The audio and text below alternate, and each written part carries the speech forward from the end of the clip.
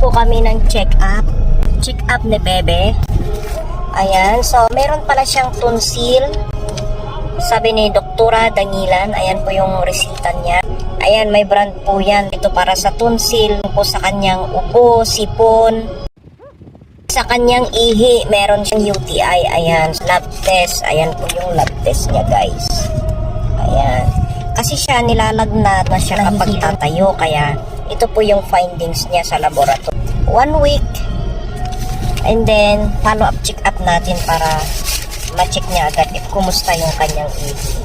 Ay, yung pasyente pala hindi niya alam na meron siyang tonsil. So, dana yung check-up natin. Buti may doktor na open ngayon kasi katatapos ni bagyong pipi. Ni daw, kaya bumili po tayo ng mga prutas. Ayan, bumili po tayo ng mga prutas. More on water, gulay yun.